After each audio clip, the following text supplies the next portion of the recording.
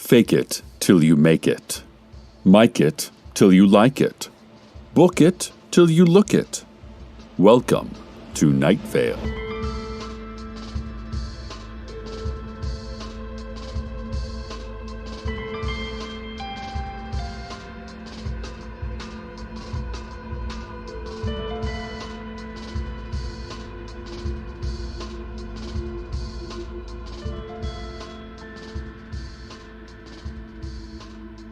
More soldiers of the Blood Space War have returned home to Night Vale.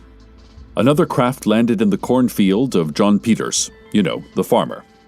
Beings of astonishing structure emerged alongside 4 human figures in spacesuits. The astronauts removed their helmets to reveal they are Night Vale residents James Peters, the brother of John Peters, the farmer, twins Drew and Dan Christensen, and Junior Blay.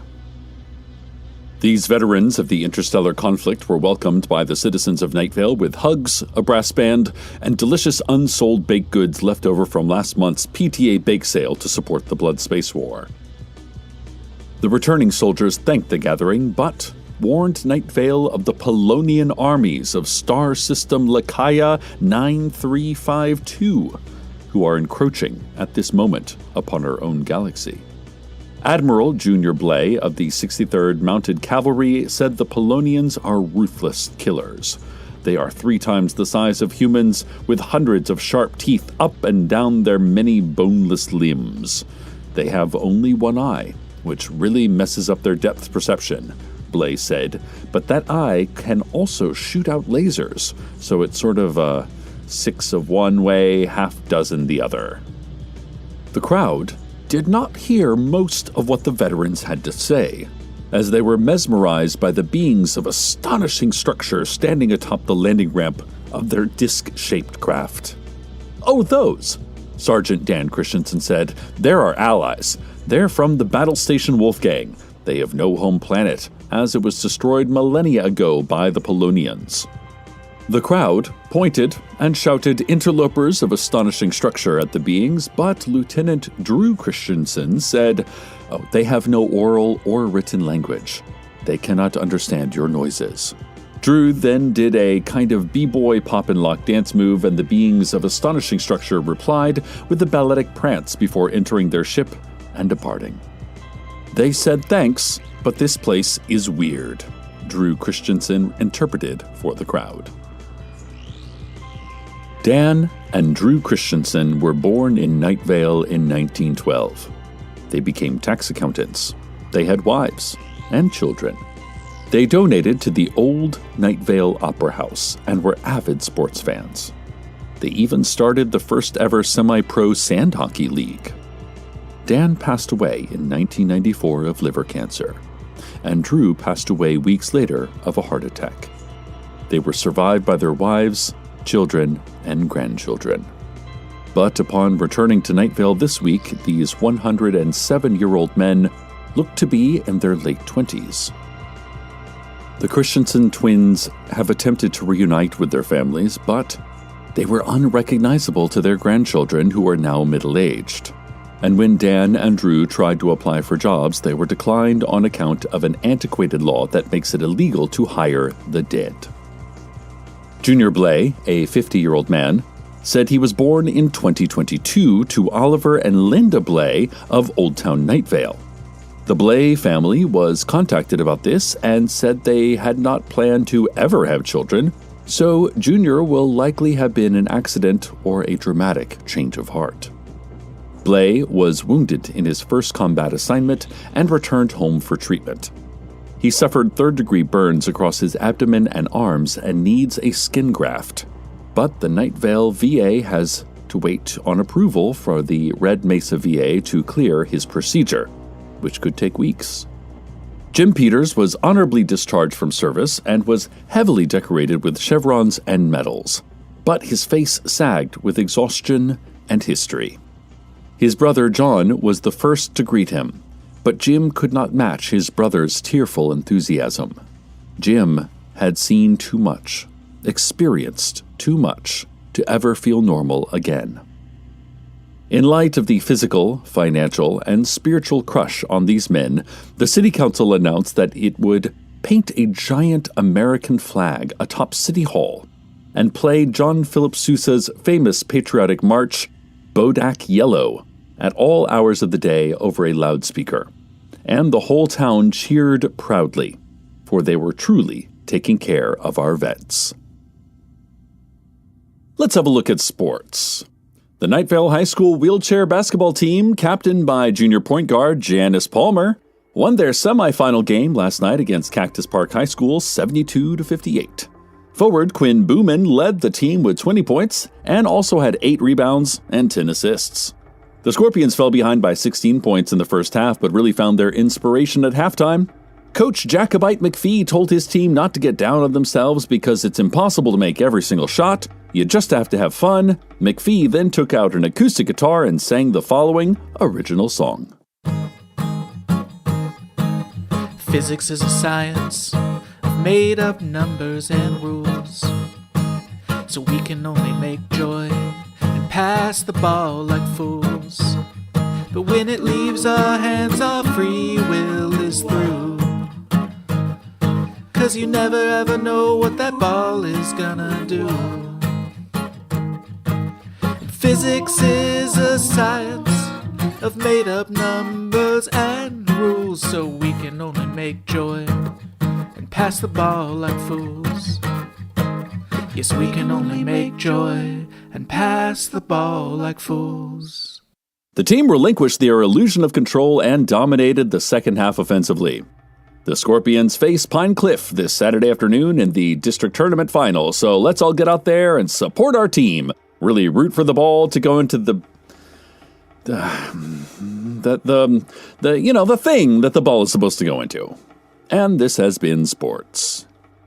Senior Strategic Advisor Jameson Archibald at the Intergalactic Military Headquarters, speaking from an inflatable raft atop an infinity pool filled with Remy Martin Black Pearl Cognac, said he and his top strategists in the Intergalactic Military Headquarters still have no idea what the Blood Space War is about.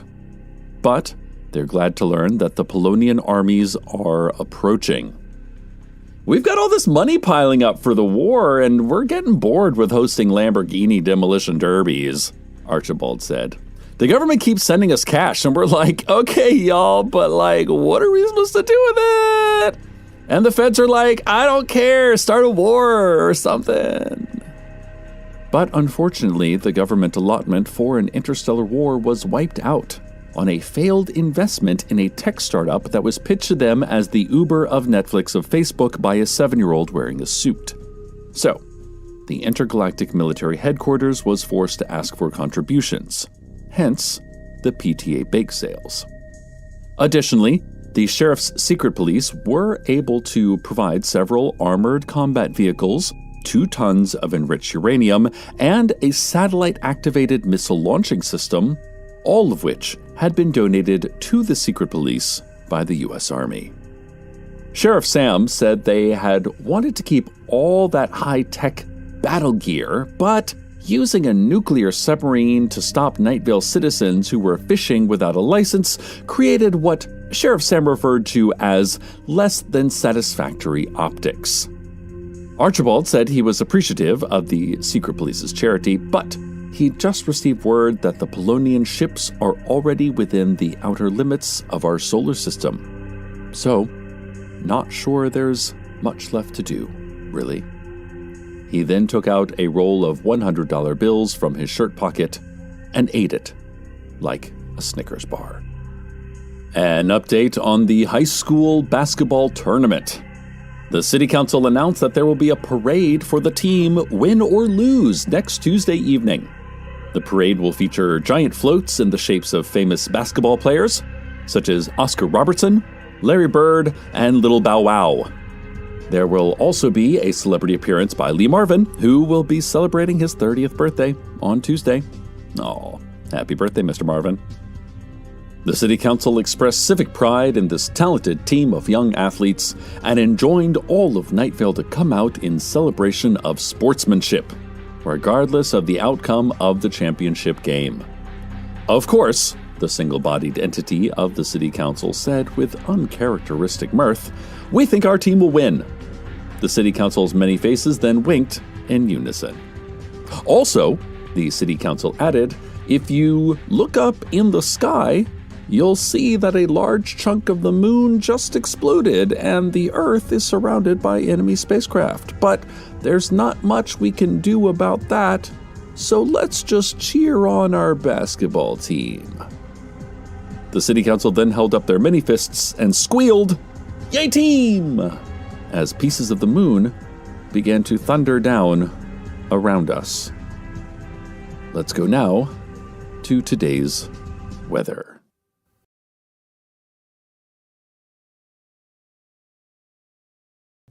I've just received an email from Harrison Kipp, archaeology professor at Night Vale Community College.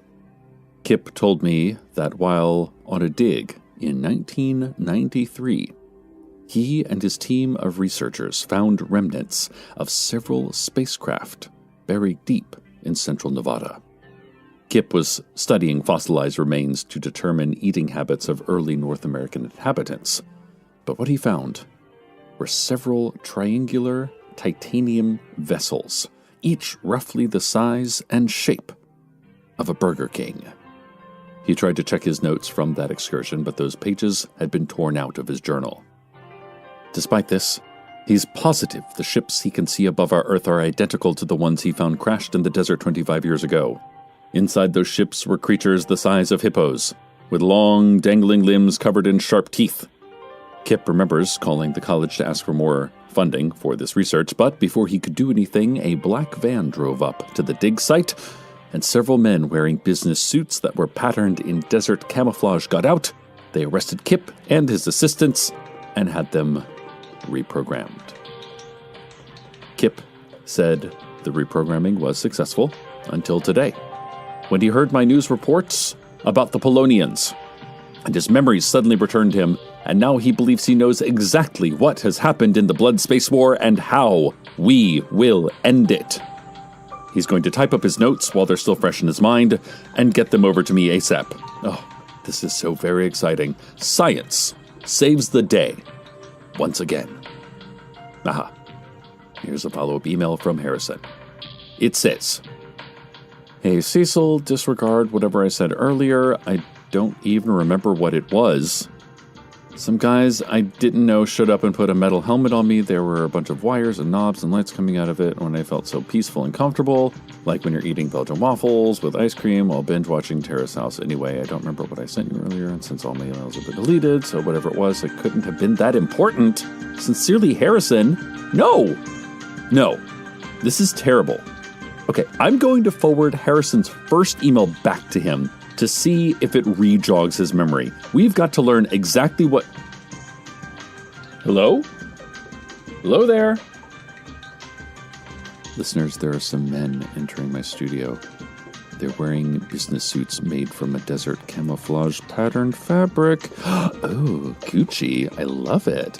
They're putting this crazy hat on me, and it has a bunch of lights and wires. Hang on, Night Vale. Listen to this interview I recorded earlier today with John Peters, the farmer. These boys are here trying to get me ready for Fashion Week, I think.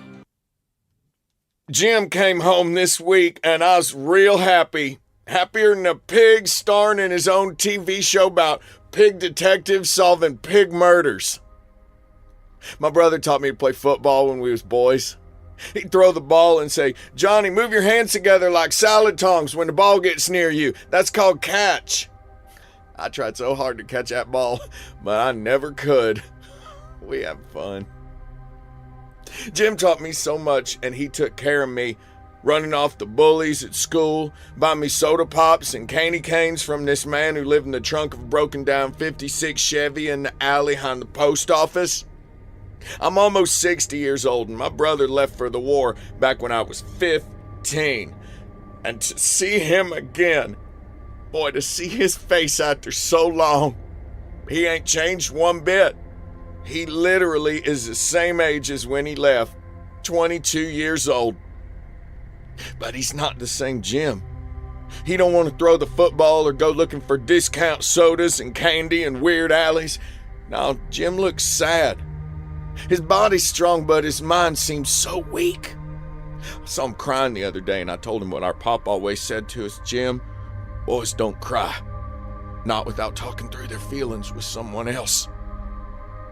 So I put my arm around young Jim. I must have looked like a granddad, me so old, him so young, but our memories of each other were the same age. Jim cried into my shirt and said, "Johnny, I've been in that war for darn near 100 years. That's a lot of space travel, not a lot of fighting, but when there is fighting, it's gruesome." Jim said he didn't want to see no more war, but he said that in his last battle, he risked his life to disarm a bomb that would have killed 10 of his fellow soldiers, and one of them was the general. The general has a plan for a ceasefire, Jim said. The general has a plan for peace. But I think the general needs me, Johnny. I said, "Jimbo, I need you." But I knew that I'd been without him for 40 years, while this general was with him for nearly 100. I knew I was lying to Jim and myself. Jim hugged my neck and kissed my cheek. He donned his spacesuit and walked out into the cornfield and disappeared. I think my brother is gonna save us all. Anyway, it's a sad story, but it's also happy. Like a goat playing a piano, stories carry lots of different emotions all at once. All right, listeners, I'm back. I don't remember what I was talking about, nor where I got this really cool hat. But City Council announced that the spaceships that were surrounding our planet are gone. But they were deeply unnerved by the fact that the ships did not retreat. They simply disappeared. The City Council then added that the moon is still broken, but honestly, they see this as a crisis-opportunity to buy a new one.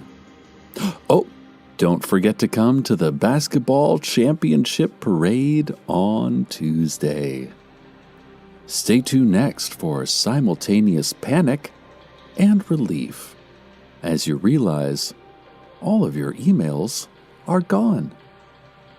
Good night, Night Vale. Good night.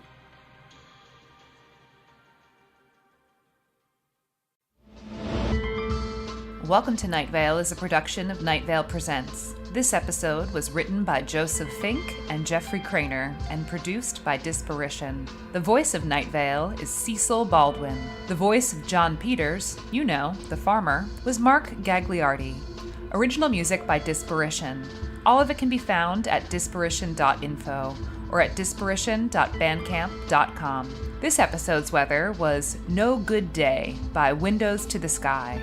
Find out more at windowstothesky.com. Comments, questions, email us at info@welcometonightvale.com or follow us on Twitter at Night Vale Radio, or go to a farmer's market and order off the secret menu. Check out welcometonightvale.com for more information on our upcoming live tours and our special one-off live show at the Largo in Los Angeles. Today's proverb: develop your chi. Really work that chi hard. Get six-pack chi. Totally swole with chi. Roll up those sleeves and welcome people to the Chi Show.